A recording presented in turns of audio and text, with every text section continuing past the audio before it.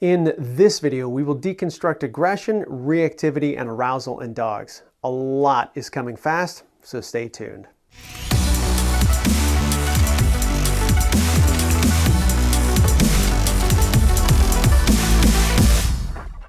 Hey everyone, Ian here with Simpawtico Dog Training, and today we're going to be taking an extended look at aggression, reactivity, and arousal.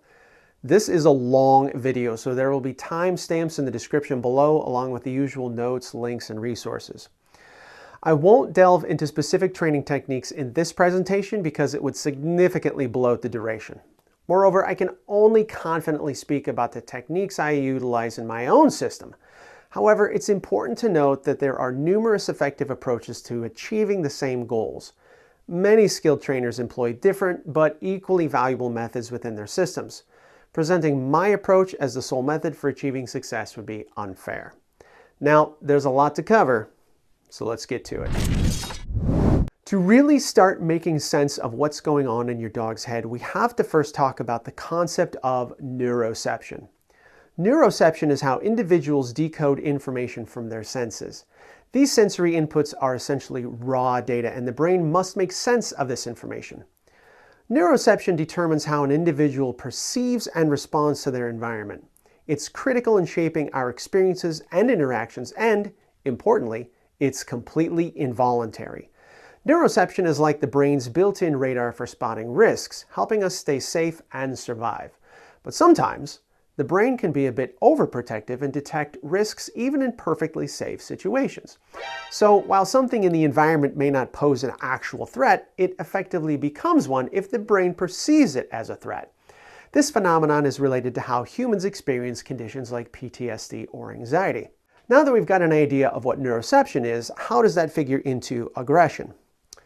Aggression refers to hostile and threatening behavior towards a perceived environmental threat. It's crucial to emphasize the word perceived, highlighting the subjective nature of the threat perception. Noting this distinction is paramount in understanding the complexities of aggression. The primary objective of aggression is to create a greater social distance between the individual and the target. This is usually achieved by making the target go away, a fight response. Sometimes it may mean the aggressor moves away, which is a flight response. Not all flight responses are coupled with aggressive action, of course, but both fight and flight are part of a sympathetic nervous response, which we'll go into more detail with later.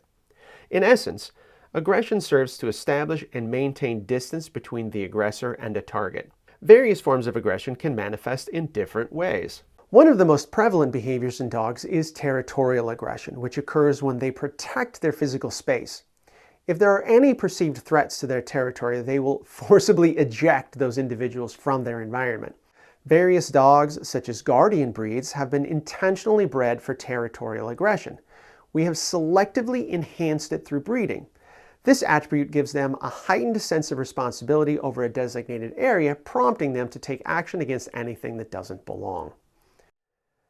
Protective aggression, distinct from territorial behavior, can extend beyond defending physical space. It may encompass safeguarding family members, including offspring or companions. When perceiving a threat against their loved ones, animals may resort to aggressive behavior to create social distance, ensuring their safety. Fear aggression attempts to increase social distance as individuals become afraid of potential triggers. Fear aggression is not necessarily linked to territoriality or protectiveness, but stems from the animal's personal fear of certain environmental stimuli. The perceived outcomes they anticipate from that particular trigger do not necessarily have to be understandable to us. Similar to someone experiencing anxiety, it may not always be logical to an outsider, yet to that individual, or dog, the neuroception is that it represents a hazard to their well-being. Resource guarding also aims to increase social distance. It can manifest in various ways, such as guarding food, possessions, or even relationships. For example, due to their breeding and strong attachments, toy breeds often exhibit intense protective behavior toward their owners.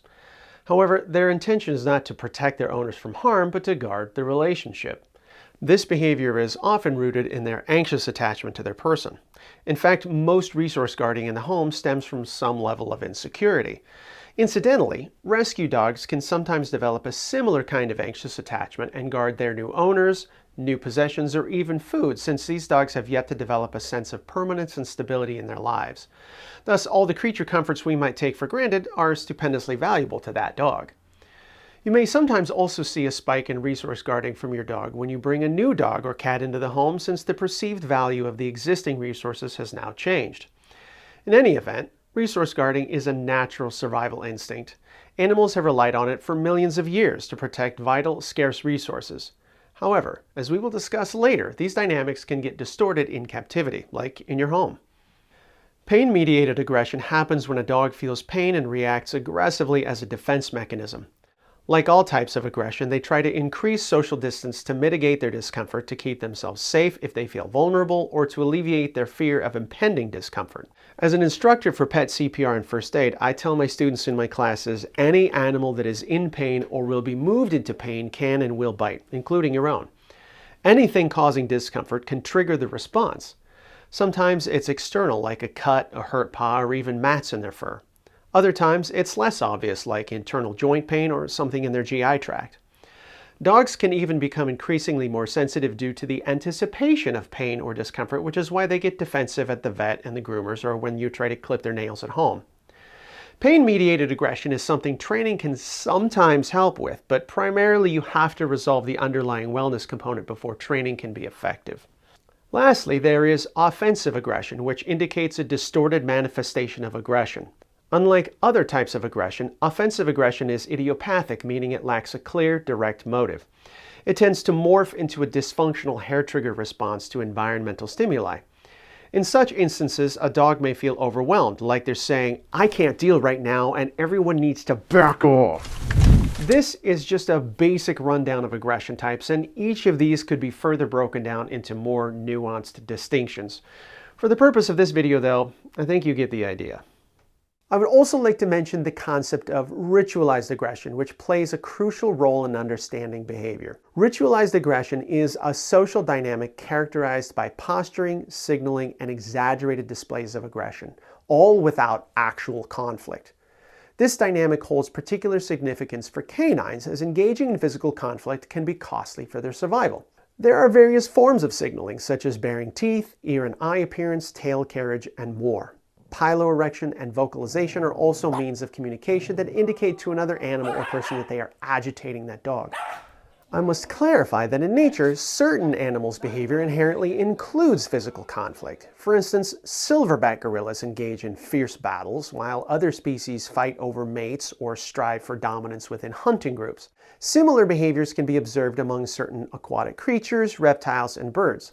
Physical conflict is an inherent part of these animals' behavioral ethograms. For canines, though, engaging in physical conflict poses a significant survival risk. Engaging in a physical fight over resources can result in injuries that hinder their ability to survive in the long run. Losing an eye, injuring a leg, or facing other impairments can undermine their hunting, foraging, reproduction, group dynamics, and overall well-being. So, ritualized aggression is a crucial stage where they communicate, "Things are getting tense. I'd rather not fight, but I will throw these hands if I have to." Ideally, this signaling allows for resolution without resorting to actual combat. Certain ritualistic traits have been selectively bred and exaggerated in specific breeds. Let's focus on guardian breeds as an example.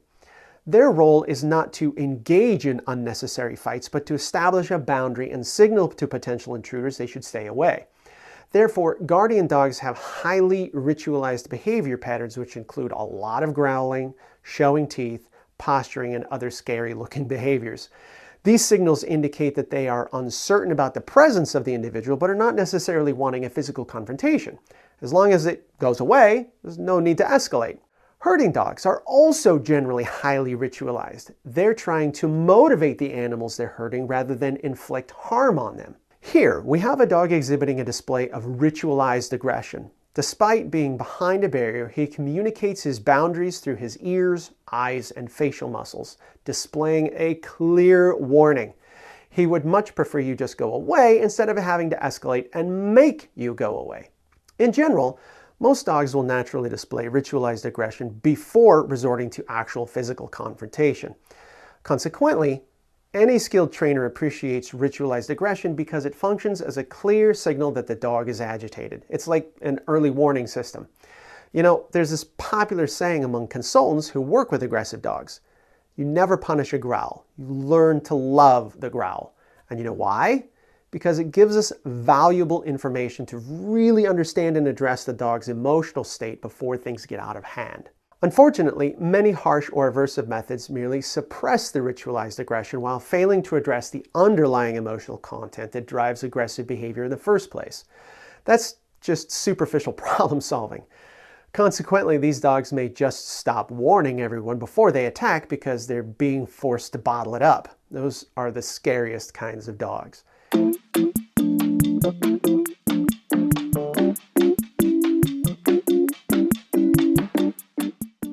In any event, it's important to understand that aggressive behaviors in dogs have a fundamental basis in ethological survival. These behaviors are a natural part of survival and do not inherently make dogs bad. However, issues arise when captivity significantly alters these natural behaviors in unnatural ways. So let's look at how captivity alters behavior. The study of wolves is one of the most significant and classic examples that relates to dogs. However, it's essential to acknowledge that some gross misconceptions formed during the original wolf studies in the 1940s. These beliefs shaped our early understanding of wolf and dog behavior.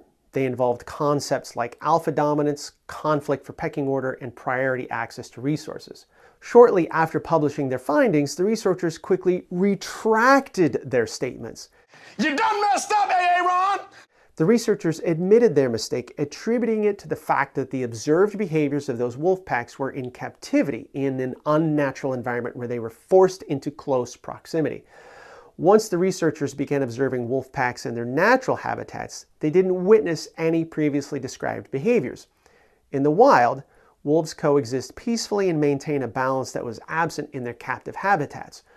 So, captivity creates an artificial lensing effect on behavior. It's important to avoid directly linking wolf behavior to dog behavior, as that can cause problems. Our understanding of this topic has come a long way in the last 80+ years. While studying wolves is still relevant, it's crucial to approach it cautiously and acknowledge our progress in the field. Remember, dogs are not wolves. The main problem is that a big chunk of the training community still hasn't got that memo from 80 years ago, you know? It's gotta be here somewhere. For one thing, dogs are captive animals, fully domesticated without any wild counterparts. Since they are 100% domesticated, they live in human homes that were not designed for them. This creates a collision, a discrepancy between their instincts, expectations, and their environment's actual layout. So the software guiding them may not always align with the realities they face. Dysfunctional expressions of aggressive behavior arise when they fail to serve our purposes or occur in what we would call inappropriate situations. However, from the dog's perspective, in their neuroception, these conditions still trigger a valid response. This poses challenges for dogs to navigate. If you want to learn more, I highly recommend the book Dominance in Dogs, Fact or Fiction by Barry Eaton. It's a quick read that references all of those old wolf studies as well as lots of contemporary dog behavior research. Also, I'll link below to a video by David Mech, the main wolf researcher who coined the term alpha and why that term is outdated and inappropriate. Now that we've got the basics of aggression down, let's dive into reactivity. Reactivity, basically, is when you react too intensely to things happening around you. It's like having a response. It's way bigger than what's actually called for. It's worth noting that reactive behaviors are commonly driven by a desire to reduce social distance. Remember that aggression attempts to increase social distance. On the other hand, reactivity typically stems from a desire to decrease that social distance. These dogs are all about wanting to interact with things in their environment. It's not always the healthiest impulse, but they just can't help themselves. Could be another dog, a person, a skateboard, or anything that's interesting or provocative to them in their world. So reactivity is typically when a dog has a desire to engage with the environment and either can't or doesn't know how to handle themselves when they do. With enough intensity and repetitions of conditions, reactivity can bubble over into aggression. Now, instead of wanting to interact, they just want to burn it down. So the thing is, it all comes down to neuroception and arousal. As the dog's arousal creeps up because of their oversensitivity, their neuroception will start reading the situation as a hazard. In a second, we'll get into the nitty-gritty of what arousal really means, but remember, this all boils down to arousal being the core of the problem. I think it's time to ensure that we have a complete understanding of arousal too. Arousal is a term loosely thrown around in dog training, encompassing a wide range of concepts. For our discussion today, it's crucial to establish a clear and concise definition of what arousal truly entails. Arousal refers to a level of excitement or stimulation laced with stress. Arousal is a gradual progression toward greater activation of the sympathetic nervous system. The more arousal creeps up, the closer we get to a fight or flight condition. In case you're unfamiliar, the sympathetic nervous system is often called the fight or flight system. It's a primal circuit residing in the vagus nerve. This primitive part of our nervous system excels at identifying threats in our surroundings and making split-second decisions.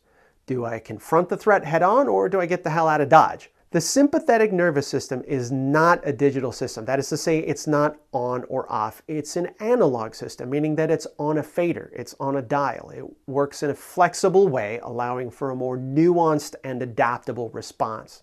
We often refer to the Polyvagal Theory when we delve into the relationship between the nervous system and behavior. This theory focuses on three primary components of the vagus nerve, which is connected by the cranial nerves to relevant components of the brain. The first strand is the ventral vagal, responsible for social engagement, rest, and repair. It encompasses feelings of safety and connection. Of course, the one we just discussed is your sympathetic, which is your fight or flight. And then your dorsal vagal, which is stillness and shutdown. The dorsal vagal is your oldest evolutionary circuit. This activates when stress is too intense or goes on for too long. Blended states can also occur. For example, play combines the ventral and sympathetic systems. The sympathetic system provides just enough energy to fuel the play, creating a lively and engaging experience. When you see kids playing tag or adults having a pickup game, everyone's ventral system is activated, creating a sense of safety and social connection with teammates, family, and friends. We also see this when our dogs play tug with us or wrestle with their buddies. Although there may not be an actual threat, the sympathetic system adds a touch of energy, like stepping on a gas pedal.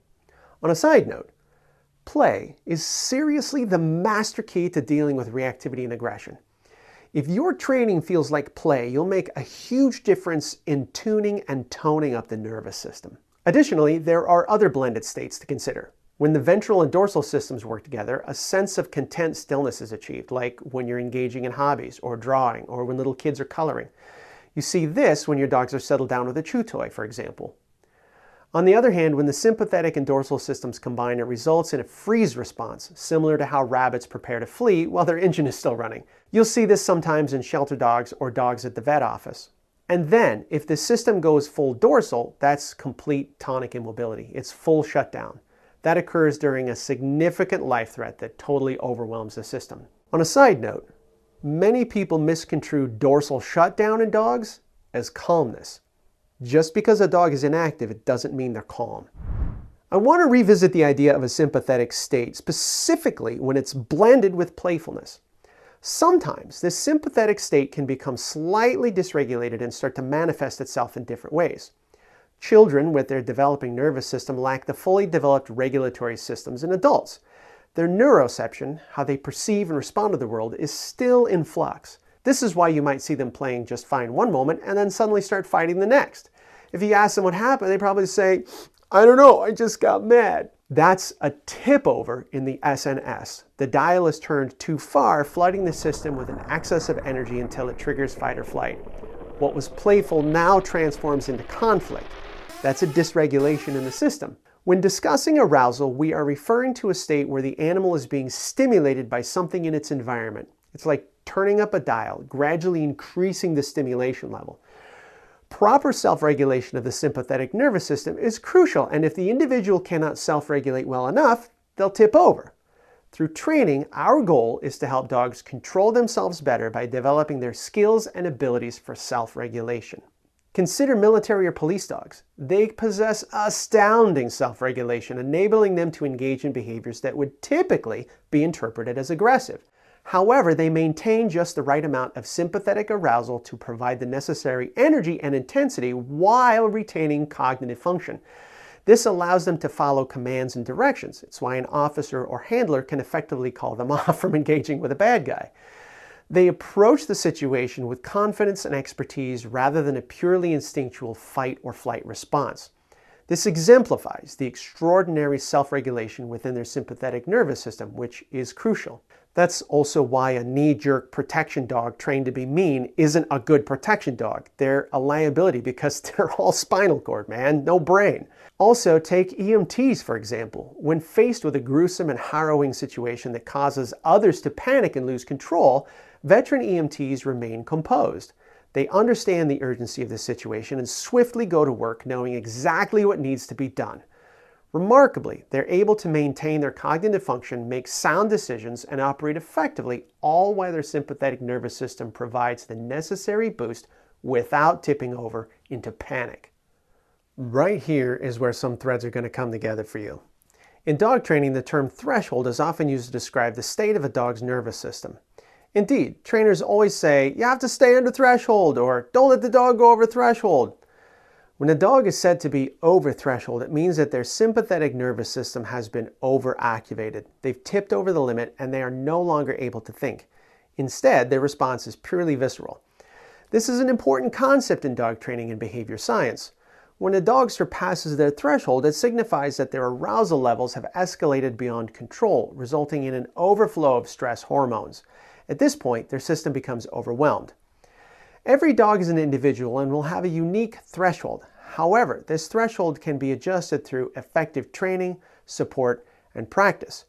So then, when we're discussing high arousal, it refers to an overactivation of the sympathetic nervous system in a given situation, but they haven't quite tipped over yet, although they're getting close.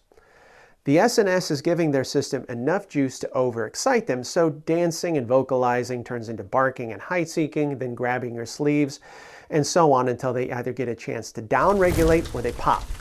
If you have multiple dogs, this is usually the part where the fight breaks out, just like those kids on the playground. Dogs experiencing chronic high arousal have dysfunctional regulatory systems that consistently activate the sympathetic nervous system beyond what is necessary for that specific situation. They may not go over threshold in every situation, but are likely closer to their threshold than what would be considered optimal. Now, let's look at some contributing factors of arousal, reactivity, and aggression. Frustration plays a major role in arousal, reactivity, and aggression. Many dogs find human society puzzling and as a result often feel frustrated. If you really take a look at dogs' lives, they typically don't get a lot of agency. Their lives are stupendously and excessively micromanaged. You got to appreciate our furry friends for putting up with a lot of human BS. Much of that frustration comes from restrictions on their freedom of movement. When they cannot respond to pressure in the environment or close social distance if they want to, it can be neurosceived as a hazard. Restriction of movement is typically experienced from the front or the back. For instance, it could involve being behind a dog with a leash, tether, or back tie. Dogs that tip over in these situations are typically called leash reactive or leash aggressive. Likewise, if you have a dog experiencing some other type of aggression, such as territorial, for example, and a leash or tether is hindering them, frustration may ramp up the intensity of their response. On the other hand, restriction from the front may involve a barrier like a gate, fence, or kennel door. Dogs that dysregulate in these situations are typically called barrier reactive or barrier aggressive. In shelters, this is typically called kennel aggression, although, as you're learning, aggression may not always be an accurate label depending on the dog and their motivations. There's a fascinating video online that demonstrates how restriction of movement can affect a dog's emotional state. The video shows two dogs separated by a movable gate. At first, they bare their teeth, but when the gate opens, they start sniffing and giving each other curious glances. When the gate closes again, they start up again. It's interesting how reducing or removing those frustrating elements can deflate reactive behavior. Restrictions of movement could even include people crowding or hugging dogs that don't want it. There are tons of videos of dogs being crowded by someone and then using aggressive behavior to create distance. Their system over-responded to the neuroception of a frustrating hazard and then they popped and went over threshold. Another factor to consider is prior learning. This can lead to conditioned responses where dogs gradually experience increased sympathetic activation when stressed, which can compromise their regulatory systems. When the sympathetic nervous system is constantly activated, it can start to deteriorate, resulting in exaggerated and more frequent responses to stimuli. This ongoing activation and subsequent deterioration could potentially cause certain types of PTSD.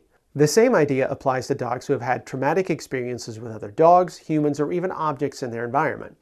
This prior learning can result in an exaggerated response to similar stimuli in the future.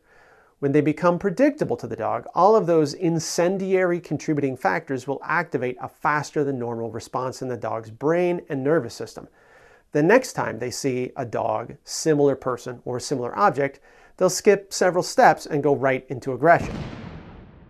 Genetics also affects how sensitive a dog may be to different stimuli. This is often related to the kinds of jobs we bred dogs to do, which they rarely do anymore because they live in the suburbs or in apartment buildings.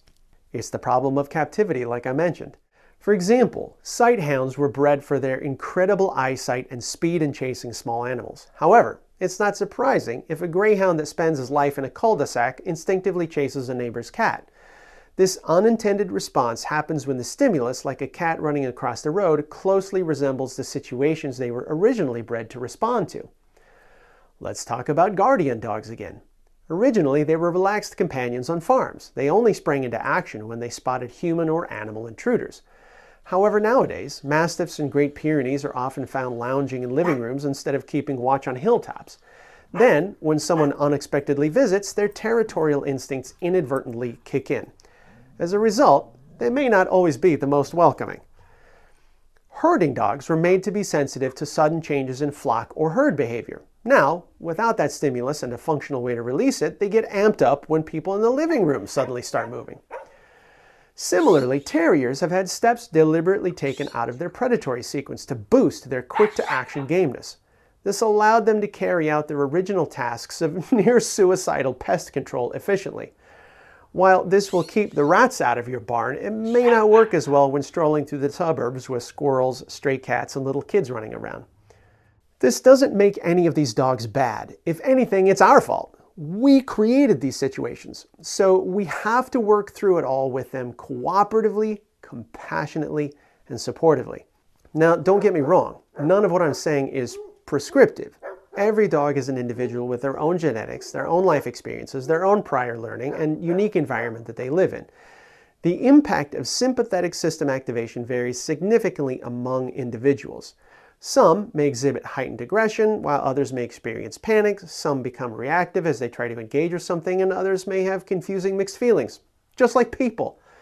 In the end, it really depends on the individual's own traits and predispositions. It's all relative, you know? How do you address reactivity and aggression with arousal as the backdrop, taking into consideration the animal's neuroception, which is affected by their prior learning, genetics, and environment? Wow, that's a mouthful. What? It's important to remember that when training a dog, simply working under the threshold isn't enough. In fact, it's crucial to approach the threshold to create enough context for the dog to learn new strategies to cope with the stimuli. If you don't push the limit a little, you're not giving the dog the opportunity to learn and adapt. So it's important to tickle the edge and work at the upper limits of their threshold. For example, I don't want to get so far away from a trigger that the dog just sits there and looks at it. I want to get to where the dog is starting to just kind of activate a little bit. So I'm just feathering that edge. That gives the dog enough context for them to start building new branches on their decision tree. We haven't tipped over. We haven't gone over the threshold, but there's still enough thinking brain online that they can start saying, oh man, this thing you're having me do feels a lot better. I know, right? We also have tools like progressive desensitization, counter-conditioning, habituation, and training that provide functionally equivalent substitute behaviors. You should discuss these with your certified trainer, behavior consultant, or behaviorist. Another aspect to consider is the potential for reactivity or aggression triggered by aversive stimuli. Regardless of the opinions of trainers who advocate for prong collars, e-collars, or slip leads, it's important to acknowledge that these tools inherently provoke an avoidance response driven by the sympathetic nervous system. If there's already dysregulation in the sympathetic nervous system, then using other tools that increase hazard avoidance is moving in the wrong direction. For these tools to work, they have to be a bigger threat than whatever is in the environment. This is especially problematic because it presupposes that the only thing that matters is what's on the surface. It's not a question of what the dog feels or needs. The idea is just to change what they do. It's compulsive compliance. If a dog hasn't been taught to self-regulate properly, their whole system can start dysregulating in other ways. This can lead less experienced trainers to misuse and abuse those tools. And let's be real, if you're using those tools to treat high arousal, reactivity, or aggression by attempting to suppress the behaviors that you find annoying, it's like trying to fight a house fire with a flamethrower. It's not the best approach, right?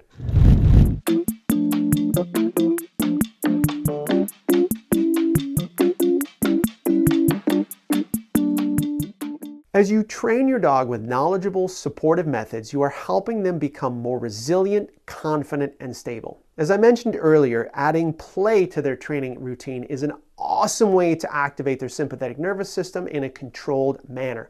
It helps them develop effective coping mechanisms by finding that sweet spot between the ventral state of safety and social engagement and the sympathetic system. This makes play a powerful tool in rehabilitation because it tunes and tones their responses, making progress with aggression, reactivity, and over-arousal happen super quickly.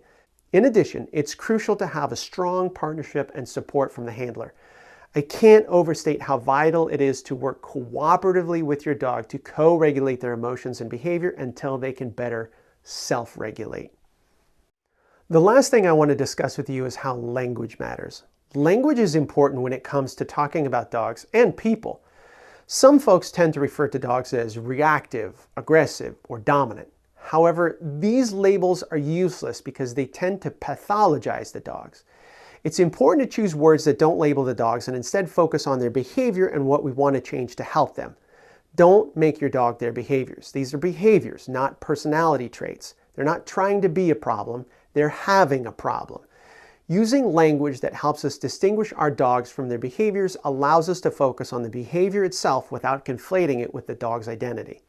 So instead of saying, it's an aggressive dog, we can say it's a dog exhibiting aggressive behaviors. Similarly, instead of referring to a dog as reactive, we can say it's a dog struggling with reactive behavior. Likewise, rather than describing a dog as high arousal, we can say it's a dog exhibiting higher than normal levels of arousal. Lastly, instead of labeling a dog as dominant, we can say it's a dog displaying inappropriately dominant behaviors for the situation.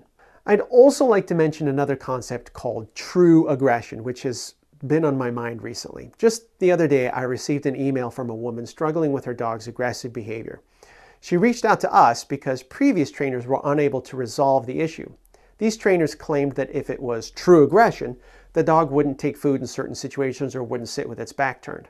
The concept of true aggression is essentially meaningless because aggression itself is a behavior. There's no such thing as true or false aggression, as this behavior's primary objective is to, as I said, increase social distance. So when a dog exhibits behavior to create distance, that's aggression. The only thing that changes is the intensity. So usually what people actually mean is severe or non-severe aggression. Behavior is a continuum. Obviously, lunging and snapping is more severe than growling. Behavior is contextual too. A dog that was growling 5 minutes ago and is now sitting next to you and taking treats just means that now their neuroception has shifted and they feel safer. It doesn't mean that 5 minutes ago they weren't displaying aggressive behavior. So we need to use the correct terms in these situations, because if we use those bozo terms like aggressive dog, dominant dog, reactive dog, or true aggression, then we just forestall sensible treatment because we are not looking at the underlying core mechanics. Whew. All right, everyone, we have covered an industrial dump truck load of info. Chew on it, review it as needed, and if you have any questions, please put them below. If you're currently working through aggression, reactivity, or high arousal with your dog, take a look at my last video on 6 strategies for environmental management. Those will be your first steps to getting ahead of things. And as I mentioned earlier, work closely with your team of professionals that includes your certified trainer, behavioral consultant or behaviorist, and your trusted vet. If you found this video useful, please give it a thumbs up. And if this is your first time here, don't forget to subscribe and hit the bell. As always, keep learning, keep practicing. We'll see you in the next one. Thanks for watching.